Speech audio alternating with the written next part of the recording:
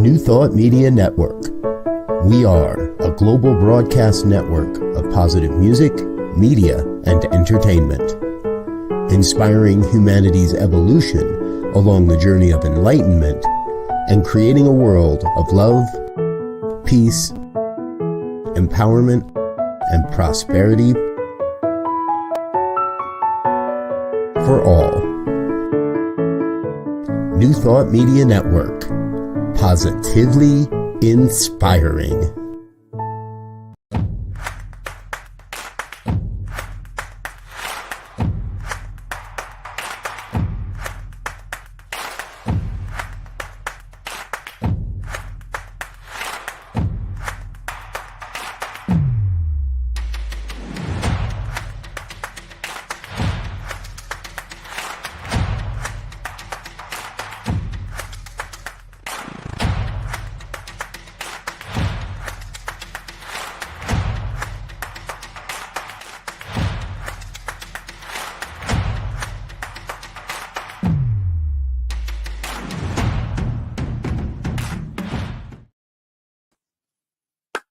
Hello, my friends, and thank you for joining us for Spiritual Toolkit today.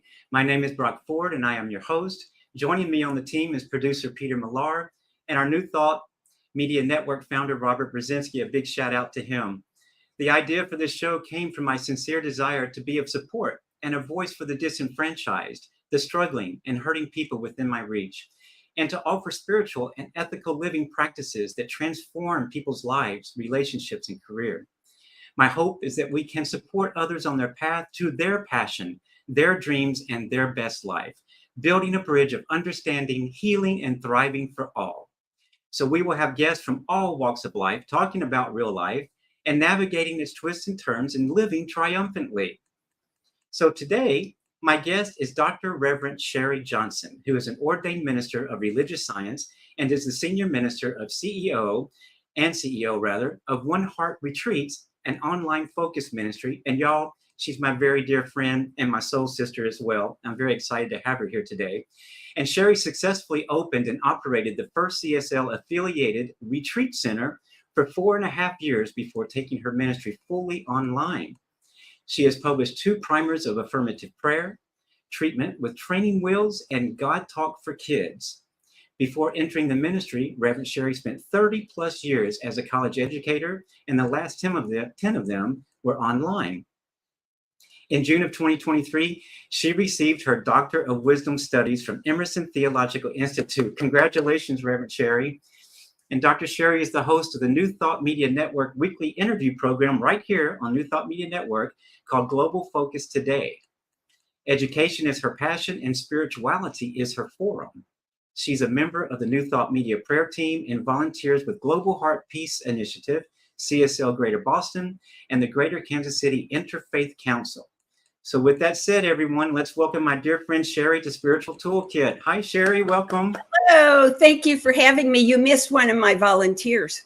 Oh, I also volunteer at the National Museum of Toys and Miniatures, which is right here in Kansas City, and it's one of the coolest places you could ever go. Oh my gosh. Well, you know what? Since you brought that up, tell us a little bit about that, because I didn't know about that. What is that? Well, it's a museum that was started, I think, 50, 60 years ago by 2 rich ladies who didn't have anything else to do. So one of them collected, one of them collected toys and the other one collected miniatures. Now, a miniature is actually an art form. It's called fine scale miniature, and it has to be a certain scale, like 1 to 12 would be 1 inch represents 12 inches in real life. And there are rules. Not only does it have to be a certain scale, but if the original has moving parts, the miniature has to have the same moving parts and they have to work. Keys have to open, hinges have to work. Even little pianos have to play. Of course, they don't play music you could listen to because physics doesn't do miniature. But it's just fascinating. The first time I was there, I spent about an hour staring at a violin. Somebody had taken the front off of the violin, and inside it, they had built a miniature violin maker's workshop. Little teeny tiny pots of glue and brushes and bows. And I mean, it was fascinating. So I got hooked, and now I volunteer there. That's an awesome thing. It sounds really tedious to me, but you're the kind of person that can pull that off, I think. So very cool. Well, I know I was on your show because you're the one that actually helped me be able to get a show. And you talked to Robert about me and helped me get this show. So thank you very much for referring me to him. But you have a show also, and I was on it several months back. Tell us a little bit about your show. My show is called Global Focus Today, and it's called that because it's an interview program where I interview focus ministers from across the New Thought movement. Now, focus minister is just what it sounds like. It's a minister who doesn't have a pulpit and a congregation. Instead, that person has a special focus for their ministry, such as I have several who work with the unhoused. I have one who works with folks who are incarcerated. I have a couple who work with children. I have one that all she does is weddings and memorials. That tickles me so bad every time I say weddings and memorials. I have one that's a couple. They work together, and I have a couple that are couples. But this one, they do music and meditation and speaking all in a bundle, and they're two of the funniest people you could ever meet in your whole life. I have so much fun because I've never had a single episode, and I'm coming up on my 1 year. Wow. I've got 3 more, and my first year will be done. And I have never failed to learn something I didn't already know. Every single time, even when somebody comes back a second time, they always tell me something I didn't already know. And so I figure a day is wasted if I didn't learn anything. So Tuesdays are never wasted because I'm guaranteed to learn something. Now, don't you have more than one show on New Thought Media Network? Don't you do a meditation also? I don't think of the others as a show. I do the Wednesday morning midweek meditation, and I do the Thursday morning and evening prayer at 8:15 a.m. and p.m. But I don't think of those as shows. I think of those as prayers. Well, wonderful, wonderful. Well, they are shows, and they are prayers that are being broadcast live for everyone to hear and be a part of, and to heal and to get better, right? Yep. Very good. So a little bit more about that. Anything else you want to tell us about that particular? Well, I will make a confession, and that is that the Thursday night one is recorded because it doesn't get broadcast until after my bedtime. What's your bedtime? 9 o'clock. Oh, good Lord. Okay. Penny gets up at 6. Well, and I'm a 9-hour sleeper in a 7-hour world. How is Penny? Penny, everyone, Penny is her beautiful little doggie. I don't know if she's right there sitting in your lap or not. No, she's put not. Her up today? Okay. She would get a little excited if she saw you on the screen. So I left her. And she's in the prayer room meditating. Before we go, you're going to have to bring her and put her in I'll front just of the open camera the door so I and can she'll see run her. right in. Okay, good. I love her dog, y'all. She's the sweetest thing. So at any rate, all right. So I wanted to talk a little bit because this is something that I really didn't understand about your work. And so I want the viewers to be able to understand and to be able to access your library. So everyone, Sharri has one of the most comprehensive, what do you call it? Metaphysical it's research called a library. Metaphysical research library. And tell us about that, and how do we access that? Well, right now you access it by calling me up and making an appointment and coming to my house and going down to my library. My goal is to have everything, and I have about 1,000 books. That doesn't count videos, that doesn't count CDs, that doesn't count magazines and periodicals, just books. I have 1,000 that are cataloged and shelved, but I have about 200 sitting on the table waiting to be cataloged and shelved. Wow. And all of the magazines and catalog and periodicals and CDs and stuff need to be cataloged also.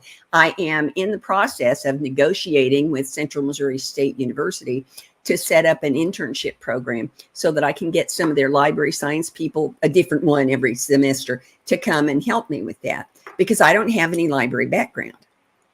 But my goal is to have everything digitized so that my library, and then made available online so that anybody anywhere in the world who has internet can use any book in my library. Now, there is one book that will probably not be digitized.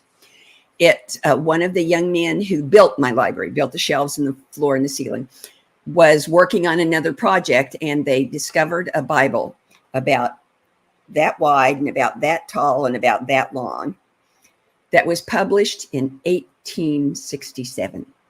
Oh, They my were going to goodness. throw it away. And he said, "Oh, no, you're not. I know where that belongs." And he brought it to me. Hmm.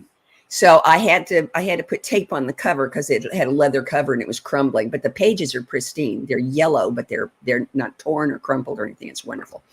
I don't think I will be willing to pay to have that digitized because that would cost a whole lot of money. But you never know. Somebody may decide that that's their project and do it, and then that would be available too. I think we ought to put that out there that someone's going to show up and do that. Yeah. So I just believe that. I love that the books in my library, a few of them, well, probably 50 of them, came from my ministerial studies. And another probably 50 are ones that I have bought since I moved here and started the library and opened the library, because it was originally the library in my retreat center in Arkansas. And so I've expanded it some, but I would say 85 to 90% of the books in this library were donated by other ministers and practitioners. Are you still accepting donations? Yes, I put out a call about once a month on the ministers listserv for CSL and on Facebook and say, if you have books that you don't need, I'll pay the shipping if you'll just send them to me for my library. And I'll put two of the same book on the shelf, and if I have more than that, then I'll put them in the free take or love offering shelf, so that if somebody really loves that book and they want to buy it, they can. I think that's really wonderful. I want to go back to the Bible for just a second that you talked about. So when I come in October, are you going to let me see that? Oh, absolutely. I'll even let you open it up and read some. Okay, wonderful. I look forward to that. So that's a date. We're going to do that, right? Yep. All right, y'all, we're going to be going to Unity Village the first week of October, right, Sharri? Yep, first week of October. And we stay for 5 days, I believe it is, at Unity Village for the Affiliated New Thought Networks conference every year. So this year I get to go to Sharri's house. And I only live 12 minutes from Unity Village, so it's really close.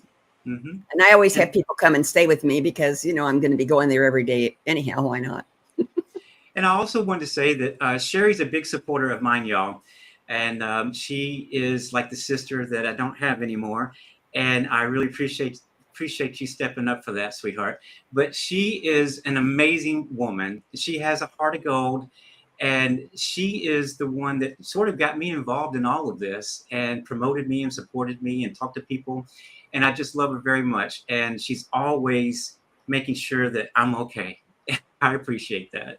So I love you very much, Sharri. Thank you for coming on the show.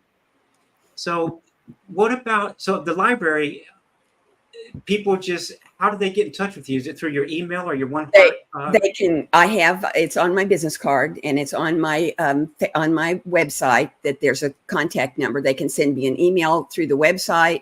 The phone number is there also, so they can call and make an appointment to come and visit the library. It is not a lending library. It's a research library.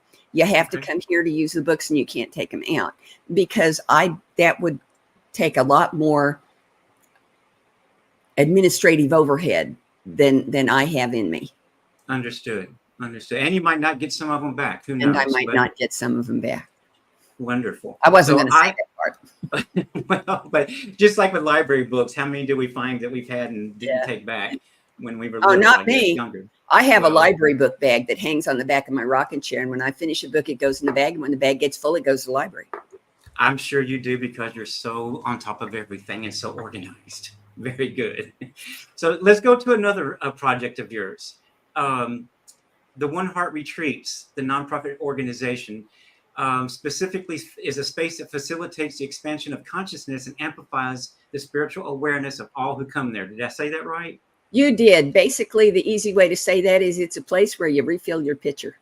A place where you refill your pitcher. Because I like that. Well, you know what it is that especially ministers and practitioners, but all people who are committed to anything, forget that the pitcher, when you pour out of a pitcher, eventually it gets empty. And you need to fill it back up again. And that's what grace is for. Grace refills the pitcher for you. But you have to be aware that it needs refilling and ask for the grace. Well, right there, I'll say what came to my mind when you said that is that I believe a lot of ministers need to have their picture refilled, including mine, because just because we're spiritual people or because we have a minister title or something of that nature, doesn't mean that we don't go through the same exact things that everybody else goes through every day as well. And if you talk to Peter, my producer, who's also my companion, he'll tell you that sometimes he's telling me I'm not walking my talk. So at any rate, but to have a place to go and dip yourself into the wonderfulness of rejuvenating yourself is what that seems to me. Is that what it's about? That's exactly what it's about. I have, I don't have a whole lot of space, so I can take 2 or 3 people at a time who come to my house to do a retreat, or I can pack my great big suitcase full of stuff for the retreat and go to someplace else where people gather to do a retreat. But the idea is, well, for instance, my favorite one is called the Magical Mystical Meditation Tour. And tell us about that. I don't know about that. I spent 35 years thinking I couldn't meditate because the very first step in every book, in every tape, in every video, in every class about meditation, the very first step, no matter where on the planet it is, the very first step is still your mind. Excuse me, that's a multi-step subroutine and I need an algorithm. So I spent a lot of time looking for an algorithm, and I finally found a book by Eknath Eswaran. Try to say that fast 3 times. And he had 2 algorithms for stilling your mind. And I tried them both, and they both worked one time because they were based on visualizing. And the only person who cannot fool your mind more than once is you. It's true. It worked the first time, but the second time, the mind said, don't be silly. You think I'm not going to fall? I won't fall for that again. No, do something else. So I kept looking. And eventually I found, I went to I was on the board of a Unity church in Roanoke, Virginia. We went to a retreat at Unity Village, and they had just put in their first labyrinth, not the one they have now that is the largest mosaic labyrinth on the North American continent and was each stone hand carved and hand placed, but a painted one in a parking lot that's almost the same size. And I walked that labyrinth. I didn't know I was meditating. Okay. I just was doing what everybody at the retreat was doing. So I walked the labyrinth, and I realized that when I came out of the labyrinth, I was not the same person who went into the labyrinth. I was calmer. I was more relaxed. I was less tied up. I was less tense. So, excuse me, my nose itches. Okay. So, I talked to everybody about it. I went back to Roanoke and we built a labyrinth. I didn't know it was a meditation, but it was a labyrinth. And by golly, it was a wonderful spiritual practice, right? So then a few years later, I moved back to Kansas City and I went to a little church in Lee Summit. And they had a workshop after church on mandalas. Well, I had never even heard of a mandala. I'd seen them. I just didn't know that was what they were called. So I go to the workshop and I discover a concept that she didn't use these words, but I got it in my mind. This was a concept. A mandala is a kinetic meditation. There are 2 kinds of meditation. There's be still, and there's and for the be still ones, the first step actually is still your mind. And there are kinetic, moving, involving motion. And mandala that's what a labyrinth is, but I didn't know that until after I learned about mandalas. And then one day the little light went on and I went, oh, ting, ting, ting, ting, ting. I know what that is. And so what I did was I made a workshop that ran for 3 days in my retreat center about all of the kinds of meditation. And we would start with the still your mind kind and the guided meditation and silent meditation and chanting. And then we would work our way up to mala beads. And then we would work our way up to mandalas. And then the last step would be walking a labyrinth. And so what I'm doing right now is I'm setting up a series of 4 classes that take that about an hour for the first part and an hour for the next part and an hour for the next, so that I can put them on Reverend Dr. Laura Topper's TV program for Women of Power. I wanted to go back and make a statement real quick about the labyrinth at Unity Village. we were the first ones to get to walk that labyrinth after they finished it, because we were there having our retreat and they opened it up for us. Do you remember that? I do. There are pictures of it on the Anton website. There's the cutest picture of Michelle Whittington with her swing dress swinging out while she's walking past the candles on the labyrinth. That labyrinth is just gorgeous. I got to represent Anton at the grand opening, which was on May 6th, which is International Labyrinth Day. The first Saturday of May is always International Labyrinth Day. And I got to have lunch with the man and his wife who designed it and built it. Wow. And it was just amazing. It's the most beautiful labyrinth I've ever seen. And I can find a labyrinth from 5 miles away. You tell me there's a labyrinth, I will find that labyrinth, because I love fixing labyrinths. But in fact, I have 1 in my office and 4 in my prayer room. But you like the labyrinth. One of the ones in my prayer room is a cookie that I got at the grand opening of the Unity. It's a cookie with a labyrinth and icing on top. Well, they've actually made a puzzle now. You can buy a puzzle of that labyrinth. Too. I think I'm going to get that from Martha Creek. But at any rate, you ignited something in me a few minutes ago when you said that you had difficulty doing meditation when they start out saying, be still. And that's pretty much what we all say, is get yourself still and quiet and shut your eyes and things of that nature when we're leading a meditation. But I never thought about what you said, that some people can't be still. Some people can't find it in themselves to do that. So I'm learning from you right now about that, because maybe I decide another way to say that. Well, and how to enter into that. Here's the thing, is that the thing about kinetic meditation is your mind still gets stilled. You just don't have to do it. The activity stills your mind. Walking a labyrinth stills your mind. Drawing a mandala stills your mind. Creating mala beads stills your mind. And you don't even think about the fact that that's happening. But at some point, you notice that it has. You know what just came to my mind? When I'm laying in my bed with my dogs, even though sometimes I get irritated with them when they're all crazy.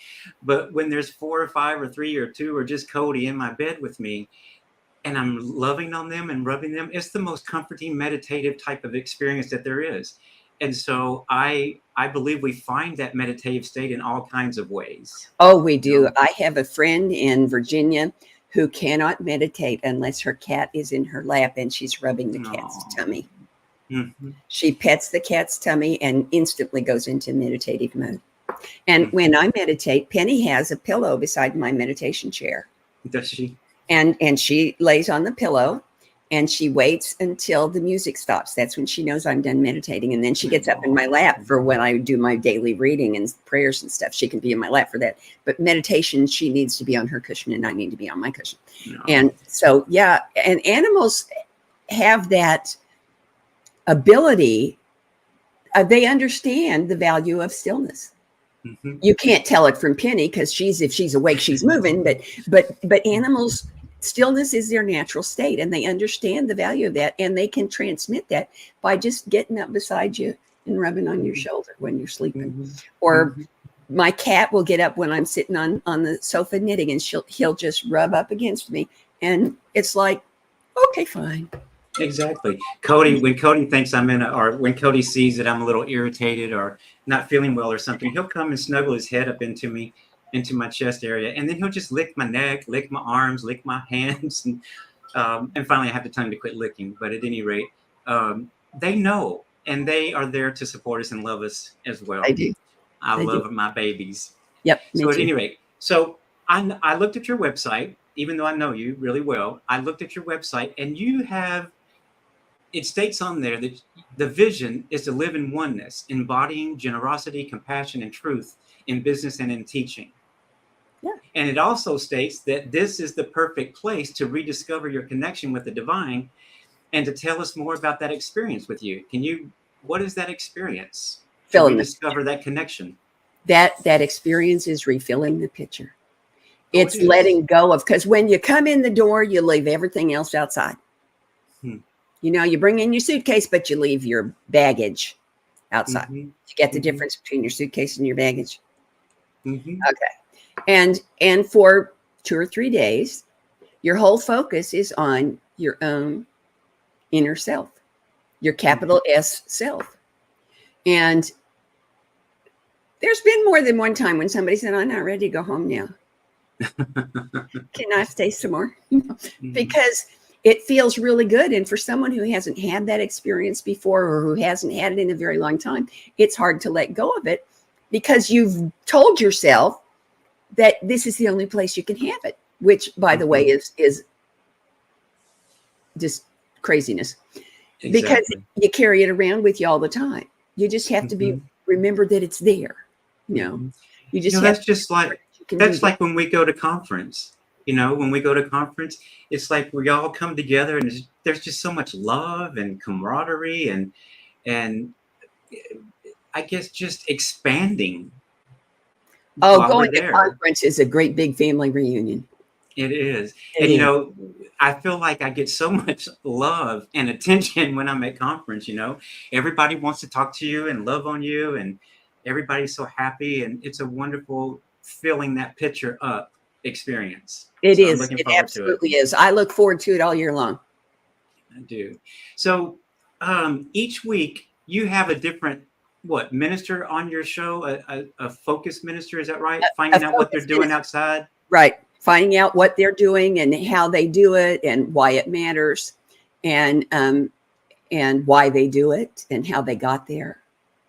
Well, I want you to elaborate on that just a little bit, in the sense of, I know that when I was starting my ministry, you were right there with me, and you sort of told me about, the internet, and that you don't have to have a church, a brick and mortar church, you said. Well, that's why I have the Spirit Online Directory. It turns, there's two problems. Before COVID, and COVID just kind of accentuated it. And one of them is that people are evolving spiritually as much as we're evolving physically. And sometimes that means that what feeds your spiritual hunger is not something you can find in a brick and mortar church. And sometimes what it means is that you live in 2 hours from everything Arkansas, and there aren't any brick and mortar churches that can feed your soul in a reasonable distance away. So that's why I built the Spirit Online Directory.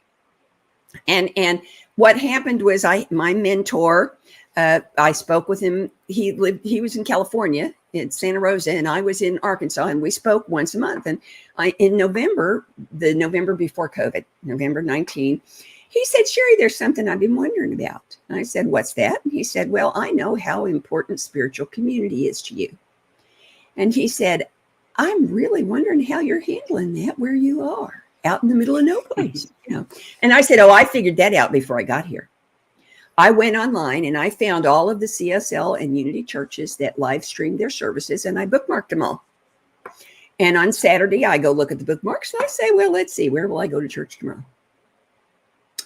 And he said, well, famous last words from a mentor. Well, he said, there could be a few other folks who could use that information. And the next thing I knew, the Spirit Online Directory was built. The first page, the front page of the Spirit Online Directory has 57 centers that live stream, New Thought centers that live stream their services on Sunday. Some of them are CSL, some of them are Unity, some of them are independent, but they're separated. They're sorted by time zone, from west to east, and within time zone by time slot, and within time slot, they're alphabetical.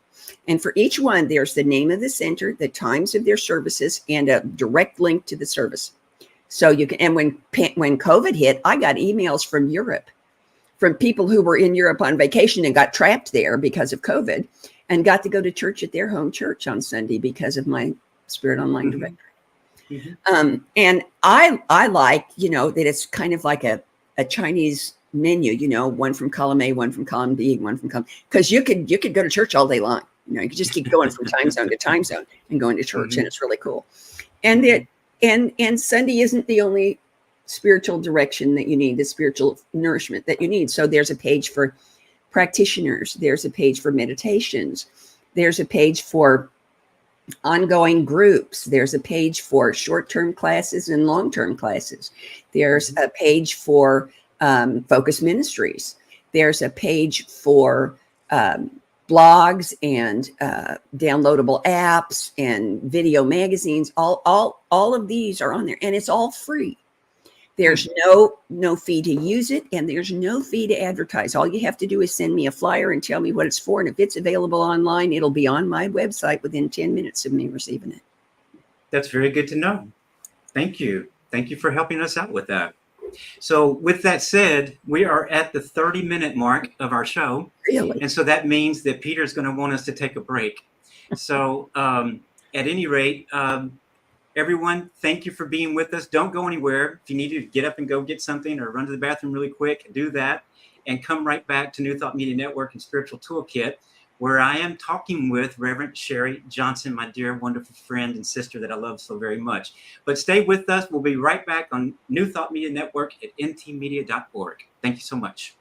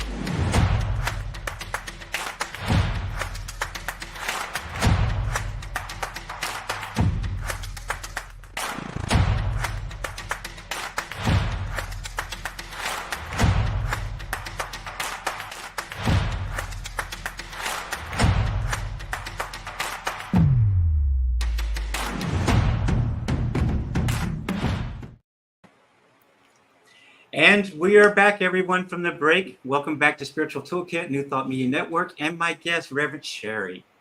Welcome back. So now, Sharri, if you're willing, I know a little bit about your life, I guess, and your personal life. And I know you have children, and I know you've been married.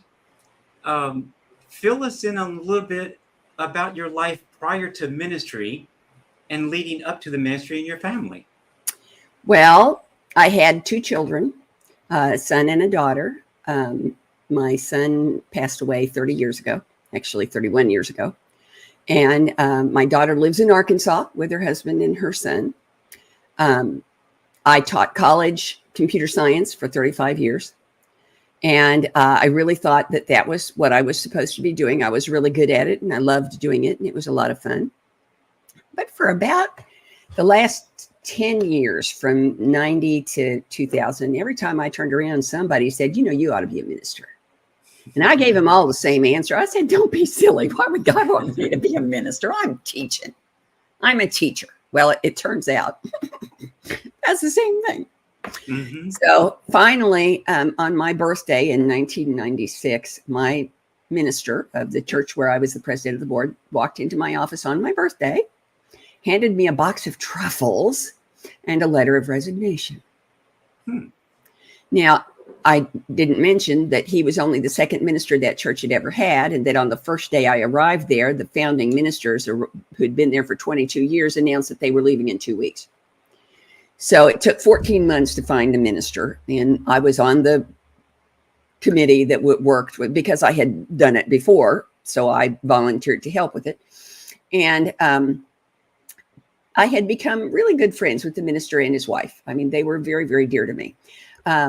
But it was not a good fit for them. And so he told me that he was going to be looking elsewhere. And I even spoke for him one Sunday while he was trying out elsewhere, but I didn't think he was actually going to leave me. So he walked in and he handed me this, and I went, okay. So I called, first thing I did was I called Unity Village, Silent Unity. And I said, my name is Sharri. I told him my minister, who's my dear friend, just walked in and told me he's leaving, and now I have to find a whole new minister. And she said, oh, so you want us to pray for divine order? And I said, no, we already have divine order. I want you to pray for us to see it. Mm-hmm. And then I called an emergency board meeting. And I and now remember, 14 months to find this minister. So I've got my board lined up along the sides of the table, and I'm sitting at the end, and the minister's right here, and the secretary's right here. And I say, Colombo, I suppose you're wondering why I called you here today, So I tell him, Reverend Jim is leaving, and Palm Sunday will be his last Sunday. Can you believe that? Palm Sunday was his last Sunday. I mean, I understand that they wanted him there for Easter, but gee whiz. So they, of course, all went. And I said, breathe. I've done a lot of praying. I've done a lot of thinking. I figured out that we can do this ourselves. We don't need an interim minister. We got enough people sitting at this table who can talk to cover all the Sundays it's going to take us, because it's not going to take us 14 months to find the next minister. That healing's been done. We're going to do it a lot faster. So the main thing we need is someone to handle the administrative stuff while we're between ministers.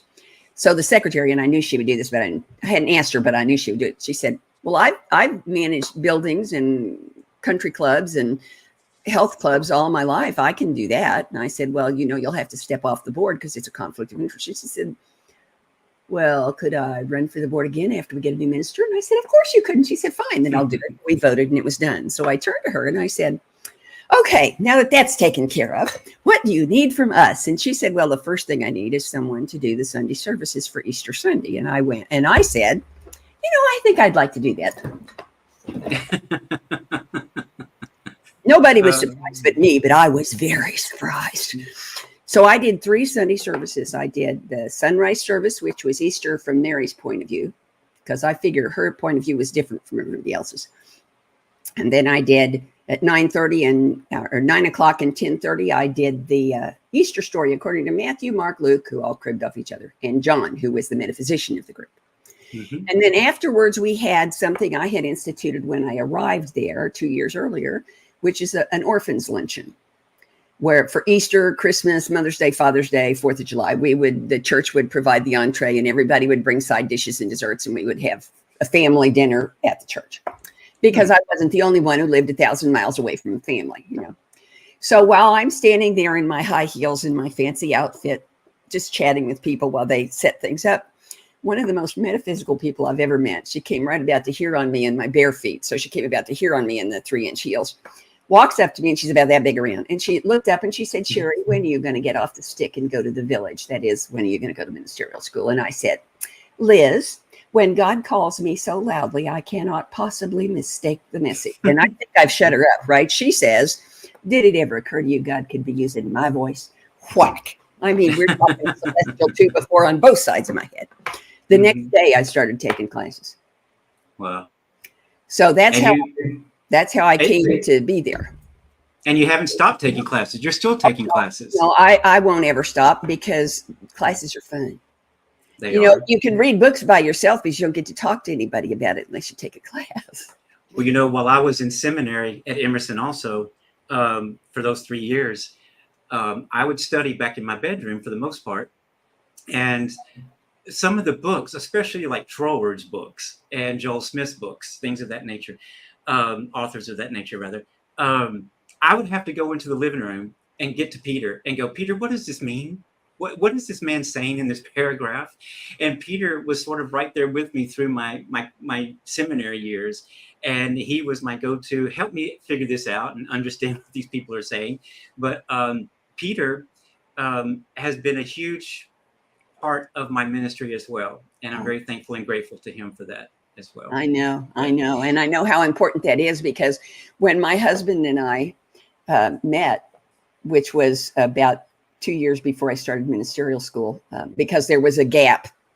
I got to Unity Village and realized it wasn't where I was supposed to be. And so I had to start over again with Science of Mind. And in between Unity Village and Science of Mind was when I met my husband. And we spent our first date talking about how clever God was to bring together a man with a 40-year career in hotel management and a woman who was going to run a retreat center. He would be the God. He would be the business person, and I would be the God person. He was the CFO, and I was the CEO. And then he died, and suddenly I was the person. Yeah. For 4.5 years, I was just the person, and I was juggling a chainsaw, a bowling ball, and a raw egg. You come up with the funniest sayings. I have to laugh. I'm sorry. I actually saw that once. It was on a comic relief show in 1993 on HBO, and a comic actually did that. He juggled, the chainsaw was not turned on, by the way. He juggled a chainsaw, a bowling ball, and an apple.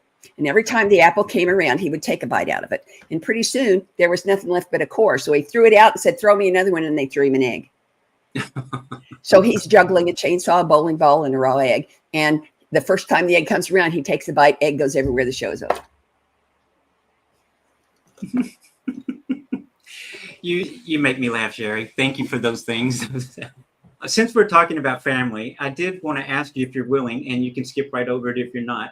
But I know that you've had to really utilize your spiritualness, I guess, in your lifetime. And even when you weren't a minister and when you weren't even being called to go into ministry, you still had that spirit within you. And you've had loss and death and diversity in your family and addiction.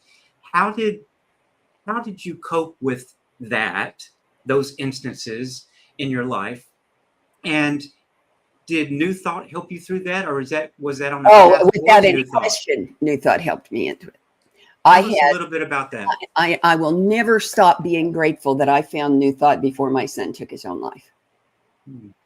Because as a result of that, I was able to understand that something that and I've done memorials for several suicides. My son and my baby sister both chose that exit.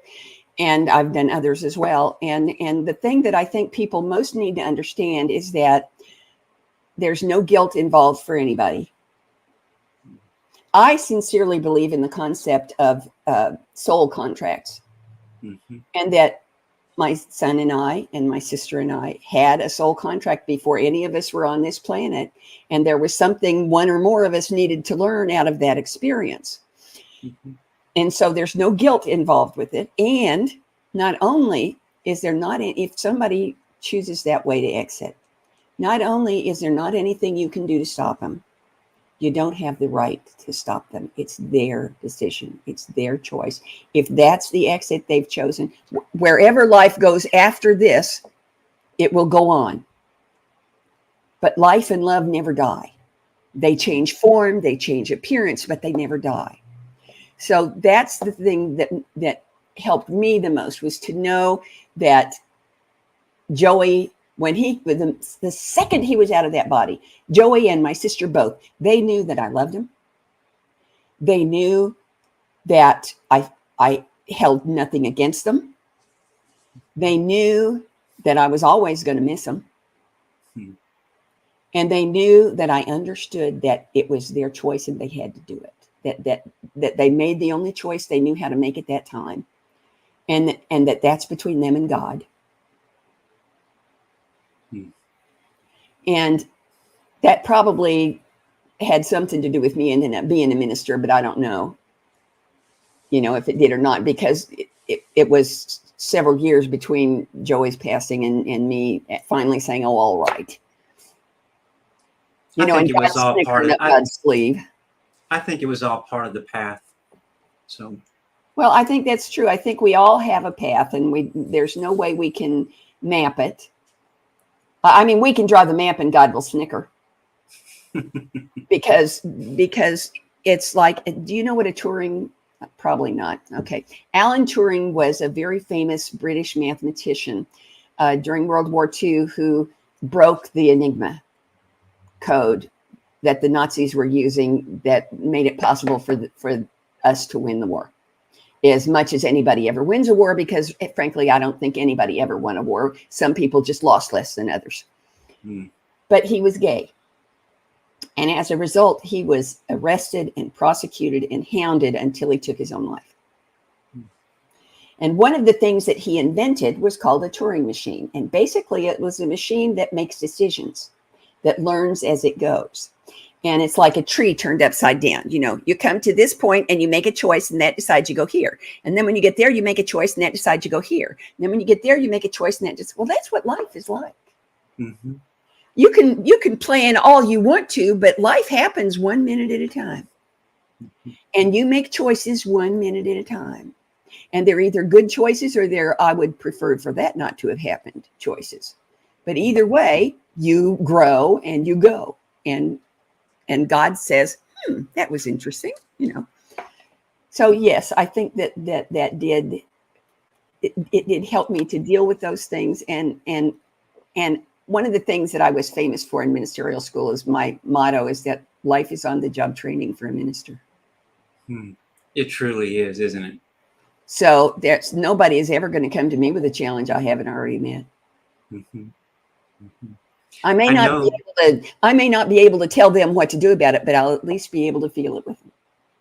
Mm-hmm.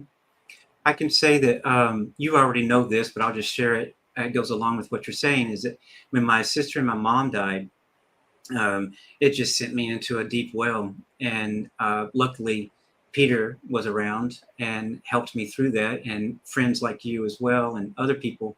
But it's hard going from that moment to a new life without them. And so I truly had to do sort of what you did and look at, this is what their life was supposed to be and their death was supposed to be. And with the soul contracts, that came into mind also. And for people that don't know that, what soul contracts is, I'll let Sharri explain it. But basically, before we come here, we have a soul family, and we decide, what we're going to do when we're here. But that's when I had my calling, Sharri, was after my sister died. And went into that deep depression. And that's when everything changed. And in a split second, I was a different person, so to speak. But thank you for sharing those things with us. Oh, you're more than welcome. If folks are interested in learning about soul contracts, there is a very easy, clear, beautiful way to learn. And it's a book by Neil Donald Walsh called The Little Soul and the Sun. Say it one more time. The Little Soul what? The Little Soul and the Sun. And it's a story about a little soul that's getting ready to incarnate. And this little soul goes to the head honcho of heaven, not God, because God's doing other stuff, but, someone with wings and a halo, and says, I know it's almost time for me to have a body, and there's something I want to learn. And the angel says, well, what is it that you want to learn? And the little soul says, I want to learn about forgiveness. I've heard people use this word and I don't understand it, and I want to learn about it. And the angel goes, boy, I wish I knew something else but that. And says, well, we can arrange that, but you're going to need help. I'm going to interrupt, Sharri. We lost audio for a second when you said, when the angel, the soul asked the angel, I need help with what? Okay. I didn't hear what. It was forgiveness. The little soul wanted to learn forgiveness. Oh my God. And of course, there's not a whole lot of that floating around in heaven because you're in heaven, for heaven's sake, you know. That's my, so it's hilarious that I didn't hear that, because forgiveness is one of my greatest spiritual imagine that. learning that. How funny that I didn't hear that. All right, please finish. Okay, so the soul says, the angel says, we can arrange for you to learn that, but you will need help. This is not something you can learn by yourself. It takes another soul to help you. And another little soul comes up and says, I will do that for you. And the angel goes, phew, you know, and the little soul that volunteered says, there's just one thing. In order for you to learn forgiveness, I'm going to have to do something for you to forgive. And in order for me to do something for you to forgive, I'm going to have to forget who I really am. You know, a little piece of God with skin on it. Mm-hmm. So what I'm asking you to commit to is that when it's all done and you've learned about forgiveness, that you will remind me who I am. And that's what I think the memorial service does. It reminds us who we are. It does. That was beautifully stated that way. Thank you, Sharri. Does that did Peter, did that help you? Hopefully it helped other people as well. Oh, it's stunning. It's perfect. I also, we'll need to wrap up in a second. One of my closest friends from college took his own life, and an uncle took his own life. And my mother was always so angry, and always so that's such a selfish thing. That's such a selfish thing to do. And one of the things I didn't have the wisdom or the experience is to get her to understand that perhaps that's what they needed to do. And about, yes, it is now about you, Mom, but not anger over what it's a different kind of being about you. It is about you now that this is what's happened, because it's that tree, that upside down tree. Now you've got decisions to make. But I love that story. So it's The Soul and the Sun. It's by Neale Donald Walsch, and it's called The Little Soul and the Sun. And it's a big, shiny, hard book that you can read in an hour. Okay, great. It's not a long story. It's a children's book, but it's the most wonderful children's book I've ever seen. That's a pretty great for sharing concept. And so everybody, just to make sure that everybody, just to make sure, I want to repeat that. It's called The Little Soul and the Sun by Neale Don Washington. Is that right? No, Neale Donald Walsch. Walsh. Okay. W-A-L-S-H. S-O-N or S-U-N? S-U-N. The Little Soul and the Sun. Okay, great. Okay, good. All right. So we've got about 7 minutes left. So I'm going to step back and let you guys wrap up. Thank you, Peter, for stepping in. Sharri, we do have about 6 minutes left or so. So there's so much more I want to talk about. So will you come back another time, a couple months down the road? Absolutely. Just invite me and I'll be here. Because there's a lot that we're not getting to today. But I wanted to remind people really quick, Peter's got it in the chat and he'll stroll it as the show goes along. But your website is oneheartretreatcenter.org, right? Right. oneheartretreatcenter.org. And then she's also got, you can do /spirit-online-directory. So Peter will scroll those things as we go out as well. And if not, you just go Google her name and you'll find her everywhere as well. So at any rate, last thoughts for us, Sharri. What do you want the people that are watching to know about you and what your world is about, or how you might be able to share something with them that will help them before we close out today? Well, my thing right now, my thing forever, is oneness. World peace is a big deal to me because, like I said, nobody ever won a war. And my first CSL minister, Chris Michaels, one of the most powerful talks he ever gave, I quote every single week, I quote this. He said his dream was to address the United Nations and that his speech would consist of 3 words: war is obsolete. And then he would turn around and walk away. Wow. And that's my mantra. War is obsolete. Hatred is obsolete. Poverty is obsolete. Hunger is obsolete, and none of it is necessary. There's enough of everything to go around if we could just let go of greed. Amen. If we could let go of anger, if we could let go of isolation, and understand that none of us is alone. None of us is separate. There is only one life. That life is God. That life is perfect. That life is my life. That life is all life.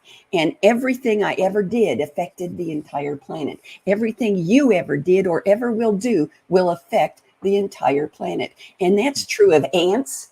That's true of puppy dogs. That's true of elephants and whales and birds and people. And most of all, it's true of people, because we can do a lot more harm than the ants and the birds and the puppy dogs and the whales can do. And we have to stop doing harm and start thinking with our hearts and acting with our consciousness.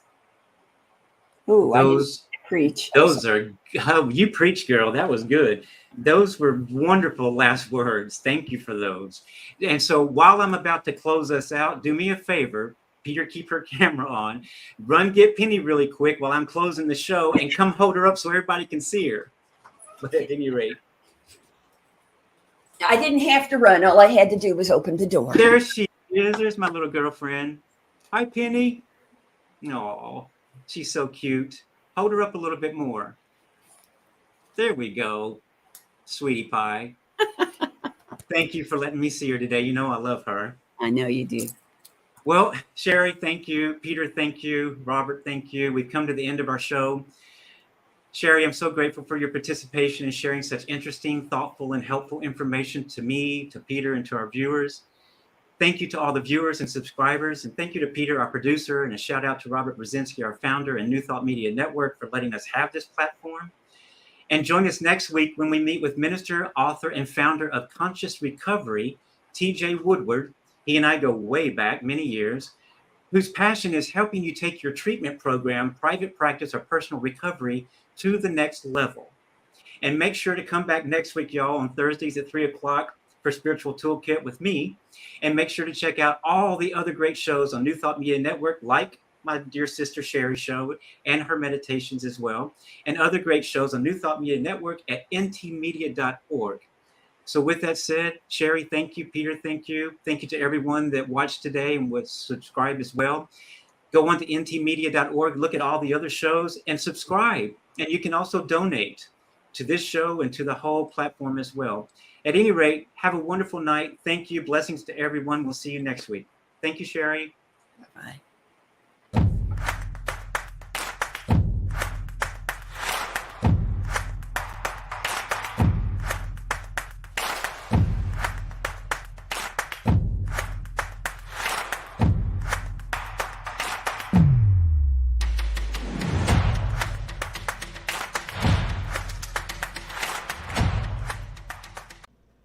Please help us say thank you to our organizational sponsors, including the Hepperlin Foundation, Affiliated New Thought Network, International New Thought Alliance, Science of Mind Archives and Library Foundation, Center for Spiritual Living Denver, Center for Spiritual Living Midtown, New Thought Philadelphia, Planned Happiness Institute, Summit Center for Spiritual Living, One Heart Retreats, Center for Spiritual Living on the Lake, Unity Spiritual Center, Kitchener, Om Center for Spiritual Living, La Mesa, Satya Center, Center for Spiritual Living, North Jersey, Unity of Savannah, and Center for Spiritual Living, Seattle, as well as all of our individual donors. Thank you for making New Thought Media Network a place to be. Please come be you. And remember, like, share, and subscribe. New Thought Media Network, positively inspiring.